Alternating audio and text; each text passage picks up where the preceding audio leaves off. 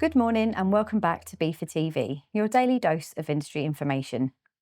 Today we're talking about the latest updates from the recent ZEHID Progress Summit.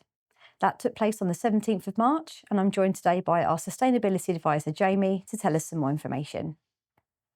Good morning, Jamie. Thanks for joining us. Good morning. So I understand you attended the recent summit. So can you tell us what is ZEHID and what was the purpose of the event? Yeah, so apologies for another acronym. The ZEHID stands for a Zero Emission Heavy Goods Vehicle Infrastructure Demonstrator Program, so quite a mouthful. Yeah. It's essentially about deploying zero emission vehicles on the road and also building the infrastructure, which is so essential to these zero emission vehicles. Yeah. And then working out, once the infrastructure has been developed, actually operationally running these zero emission vehicles and sort of crunching the data behind it. It's a joint sort of industry and government collaboration funded by £200 million with the DFT, so a big chunk of money there, showing a bit of desire by the government to get this done. And it's a way to meet our net zero targets, because road freight is a big contributor to greenhouse gas emissions. The ZEHID project is run by a number of consortia who have sort of different ways of doing things. It's really interesting. There's lots of different approaches.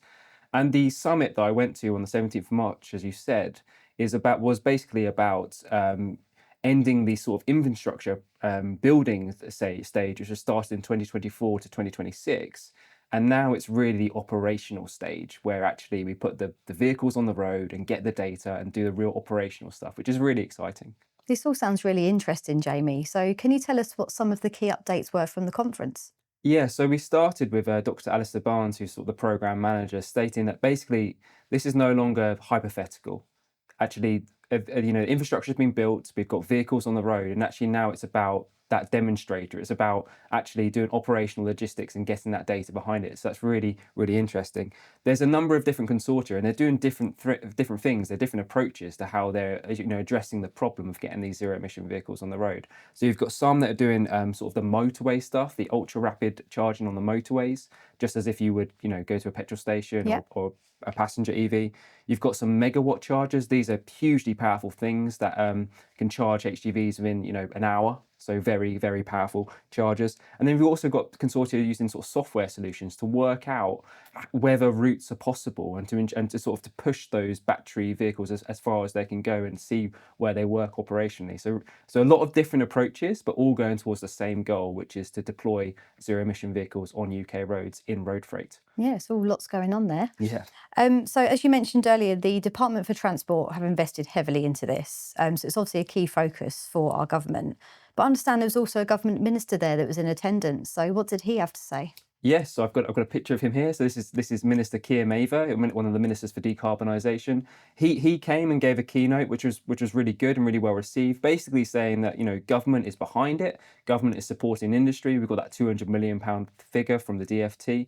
And he also sort of said that supply side regulation is coming down the line. And just after that that event, we did see a £1 billion worth of funding come from the government. Details to be analysed later, but basically saying that £1 billion of funding is coming towards decarbonising road freight. So obviously the government sees this as a priority, they're putting money behind it, and they're joining with industry to see that it happens. So very exciting. That is amazing.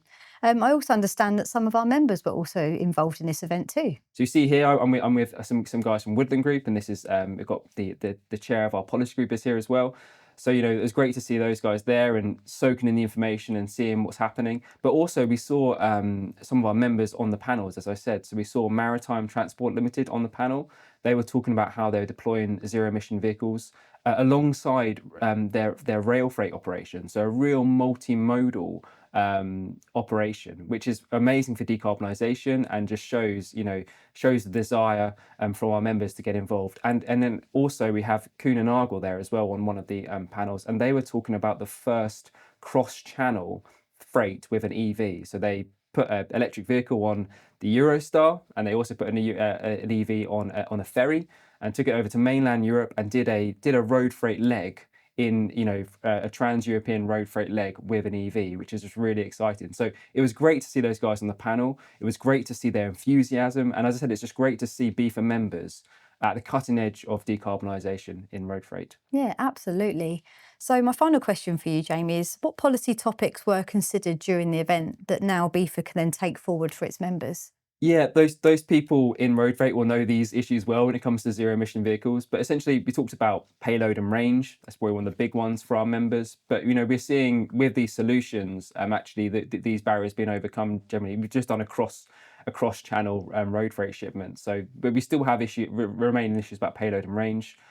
We still need more funding. I've mentioned, that £1 billion around the corner, but especially our small members, if they're going to be involved in the decarbonisation journey, they need more funding. They need more support. This is a low margins business, and some of these technologies are expensive. The capital expenditure is large, so we need continued funding for zero emission transition. And also, what we need is one of the biggest problems our members have is they want to get involved with the technology, they want to purchase a zero emission vehicle, but what they're having problem is the infrastructure and delays, connection delays with distribution network operators. There's just such a delay for those things. We're talking 2, 3, 4 years sometimes to get Sure. access to the grid. So we need that to be really pushed, especially for logistics operators. Jamie, thank you so much for your update this morning, and thank you for joining us. Thank you. We encourage all of our members that are interested in this topic to get in touch with us. We'd love you to get involved in our Sustainable Logistics Policy Group. Jamie's contact details are provided in the description below. That's all for today's episode of BIFA TV, your daily dose of industry information.